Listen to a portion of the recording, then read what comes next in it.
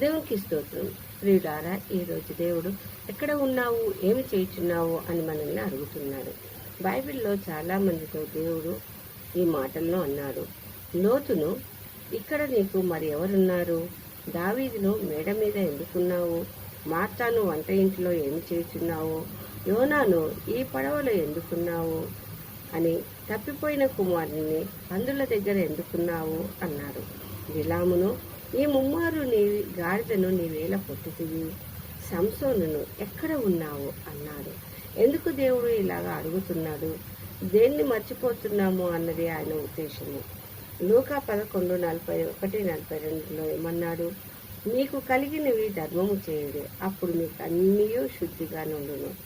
42వ వచనంలో, మీరు పుదీనా, సదాప మొదలైన ప్రతి కూరలోనూ 10వ వంతు చెల్లించుచున్నారే గాని న్యాయమును దేవుని ప్రేమను విడిచిపెట్టుచున్నారు. వాటిని మానక వీటిని చేయవలసి ఉన్నది అని అన్నాడు ప్రభువు. Sit with Jesus at feet of Jesus. దేవునితో కూర్చునుము, దేవునితో నిలబడము, దేవునితో నడువుము. Stand with Jesus, walk with Jesus అన్నది మనము చెయ్యాలి. మోషే మండుచున్నదని పొద కానీ కాలిపోలేదు అని పొద దగ్గర కూర్చుని చూస్తుండగా, ఏమి చూస్తున్నావు అన్నట్టుగా పిలిచాడు.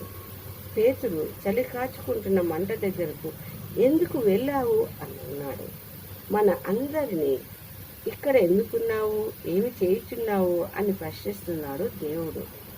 అందుకని 2 తిమోతి 4:1 దేవుని ఎదుటను సజీవులకును మృతులకును తీర్పు తీర్చు క్రీస్తు యేసు ఎదుటను ఆయన ప్రత్యక్షత తోడు ఆయన రాజ్యము తోడు నేను ఆనబెట్టి చెప్పుతున్నదేమనగా, వాక్యమును ప్రకటించుము, సమయమందును అసమయమందును ప్రయాసపడము, సంపూర్ణమైన దీర్ఘశాంతముతో ఉపదేశించుచు ఖండించుము, గద్దించుము, బుద్ధి చెప్పుము. ఎందుకంటే కీర్తన 1:1-4 దుష్టుల ఆలోచన చొప్పున నడవక, పాపుల మార్గం నిలవక, అపహాసకులు కూర్చుండు చోట కూర్చుండక, యెహోవా ధర్మశాస్త్రం నందు ఆనందించుచు దివారాత్రము దానిని ధ్యానించువాడు ధన్యుడు. కాబట్టి మనము ఆయన ఆజ్ఞలకు లోబడి ఆయన తట్టు తిరిగి ఏ విధంగానైతే మోషే దేవుని పిలుపును విని గొప్ప సైన్యమునైన ఇశ్రాయేలీయులకు నాయకుడైనాడు, అలాగే హన్నా మోకరిల్లి ప్రార్థించింది, సంతానమును పొందింది. లోతు దేవుని మాటను విన్నాడు, మరలుకొన్నాడు, ఇంటి వారిని రక్షించాడు. దావీదు దేవునికి లోబడ్డాడు, పశ్చాత్తాపంతో హృదయానుసారుడైనాడు. సంసోను దేవుని పిలుపు విని మరలు కొనుటకు ఆలస్యము అగుట చేత బలహీనుడైనాడు. కావున దేవుడు వెళ్ళవద్దన్న వద్దకు వెళ్ళవద్దు నా బిడ్డ. ఏసయ్య అంటున్నాడు, నా కుమారుడా, నా కుమార్తె, నా వద్దకు రా అన్నాడు.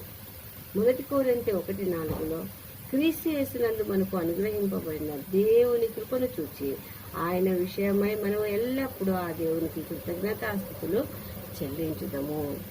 దేవుడి కొద్ది వాక్యంను దీవించుగాక. దేవా తండ్రి యేసయ్య, మీరు మమ్మల్ని ఎక్కడ ఉన్నావు, ఏం చేయుచున్నావు అని అడుగుతున్నాం మా తండ్రి. నా తండ్రి యేసయ్య, మీకు మహిమ కలుగులాగిన మీ బిడ్డలుగా మేము దివారాత్రము మీ ధర్మశాస్త్రం నందు ఆనందించదు దాన్ని ధ్యానించు వారుగా ఉన్నట్టుగా మమ్మల్ని ఆయత్తపరచమని కొద్ది మనవులు మా ప్రభు అయిన యేసుక్రీస్తు పేరిట వేడుకుంటున్నాం తండ్రి. ఆమేన్, ఆమేన్, ఆమేన్.